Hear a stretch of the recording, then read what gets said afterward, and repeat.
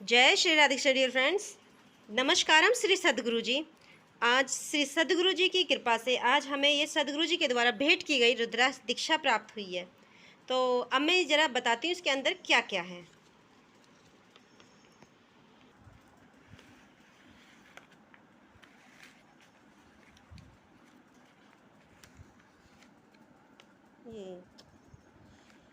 ये है आदि योगी, यानी कि विश्व के सबसे बड़े आदि योगी भगवान शिव की इसमें ये फ़ोटो आई है। इसे आप अपने मंदिर में रख सकते हैं।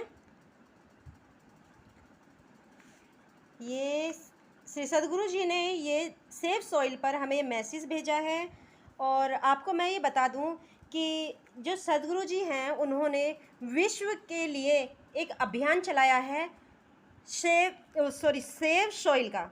इसमें क्या है, सद्गुरु जी ने हम सबको इसके प्रति बहुत अवेयर किया है कि जो मिट्टी जो है बहुत खतरे में है। अगर हम अवेयर अब नहीं हुए तो बाद में खाने के लिए भी संकट पड़ सकता है, यानी कि सब खाने के ऊपर भी बहुत बड़ा संकट आ सकता है। क्यों?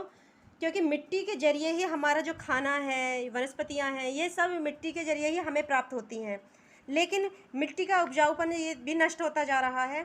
अगर इसी तरह से रासायनिक उर्वरकों का इस्तेमाल किया गया या इसके अनेक कारण हैं जिससे कि सॉइल खतरे में है, मिट्टी खतरे में है। अगर इसी तरह से खतरे में रही तो आगे बहुत बड़ा संकट आ सकता है। इसीलिए सद्गुरु जी ने 21 मार्च 2022 में अपने सेव सॉइल के लिए अभियान के लिए अपने एक यात्रा शुरू की थी, जिसमें ये अपने बाइक से गए थे। इन्होंने विदेशों की यात्रा की। 100 दिन में इन्होंने 30 किलोमीटर की यात्रा पूरी की और देश विदेश में यह मैसेज पहुंचाया कि अब हम सबका जागने का समय आ चुका है। मिट्टी के प्रति हम सबको जागरूक हो जाना चाहिए। मिट्टी बचाओ। इसके बारे में मैं दूसरी वीडियो बनाऊंगी सेव सॉइल के बारे में, उसमें मैं आपको पूरी डिटेल से बताऊंगी। अब इसके अंदर क्या क्या निकला है अब मैं देखती हूँ। एक पैकेट तो ये है, इसके अंदर है अभय सूत्र। अब अभय सूत्र, अब मैं सबसे पहले आपको, इससे भी पहले मैं एक चीज़ दिखाना चाहती हूँ आपको। इसमें आया एक नोट। ये नोट दिया हुआ है श्री सद्गुरु जी ने। इसमें रुद्राक्ष को कैसे धारण करें, इससे क्या लाभ है, ये सब सद्गुरु जी ने इसमें मेंशन किया हुआ है। ये जिस लैंग्वेज को आप जानते हो उस लैंग्वेज में आप इसको रीड कर सकते हैं और इनको फॉलो कर सकते हैं।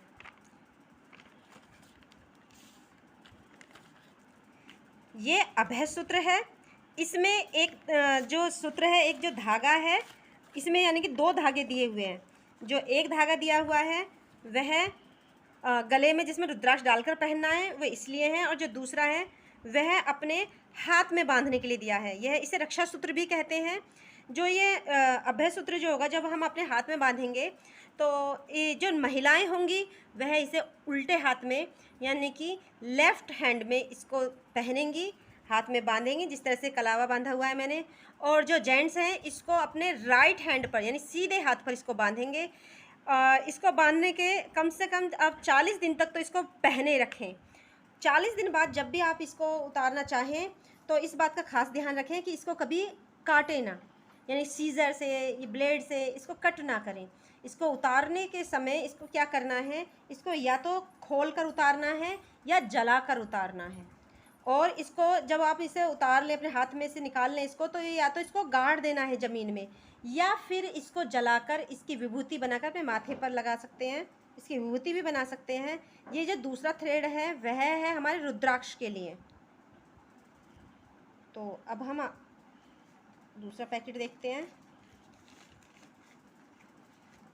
मैंने 3 रुद्राक्ष मंगाए हैं। एक मैंने अपनी भतीजी के लिए मंगाया है, एक अपने भतीजे के लिए मंगाया है, एक अपने खुद के लिए मंगाया है। तो मुझे थ्रेड के ये 3 पैकेट्स मिले हैं। ये है विभूति, इसे ईशा विभूति कहते हैं। ये इसमें क्या होता है कि अगर आप ध्यान कर रहे हैं तो उसमें लाभ देगी। इसको लगा, अगर अपने माथे पर लगा लेते हैं तो ध्यान करने में काफ़ी मदद मिलती है। और जो नेगेटिविटी होती है, नेगेटिव यानी नेगेटिव जो विचार होते हैं वे भी अपने दिमाग में नहीं आ पाते हैं, तो ये काफ़ी कुछ मदद करती है। दूसरा, अब यह पैकेट है, इसमें रुद्राक्ष हैं।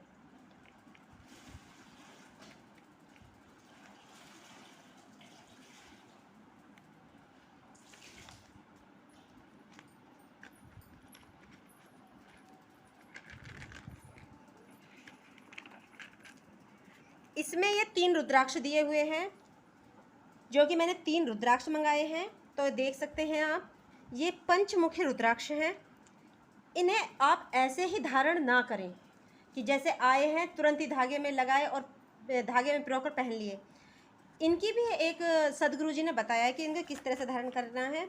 इनको धारण करने से पहले अब ये देखिए, जैसे जहाँ जहाँ से ये जो रुद्राक्ष होते हैं, इसकी खूबी होती है कि जिसके भी हाथ में जाता है, यह उसकी मेमोरी को ग्रहण कर लेता है।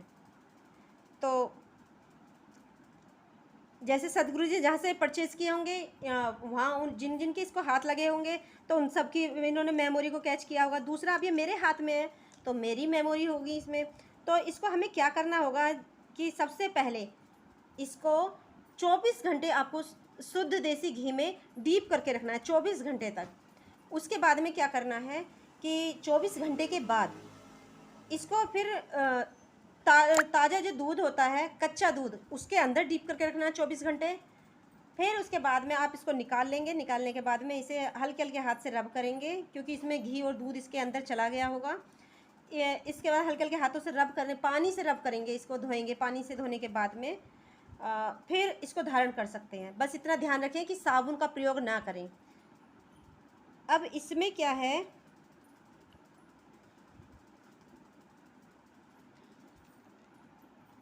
डियर फ्रेंड्स, इसको धारण करने के जैसे मैंने आपको प्रक्रिया बताई है, आप उसके आधार पर इसको तैयार कर सकते हैं। ऐसा करने से अगर दूध और दही से ये प्रभाव पड़ता है कि इसे हर 6 महीने में करना चाहिए। इससे ये प्रभाव होता है कि हमारा रुद्राक्ष मजबूत होता रहता है। और एक बात और ख़ास ध्यान रखनी है, जैसे मेरे पास ये 3 रुद्राक्ष आए हैं। अब मैं इनको चेक कर लेती हूँ, ये कोई क्रैक तो नहीं है। वैसे आई होप क्रैक तो नहीं होंगे, पर फिर भी जैसे ये अब आए हैं, ऑनलाइन मंगाए हैं, तो हो सकता है क्रैक हो गए हों। तो क्योंकि टूटा हुआ रुद्राक्ष कभी नहीं पहनना चाहिए, क्योंकि ये नेगेटिव इफ़ेक्ट डाल सकता है।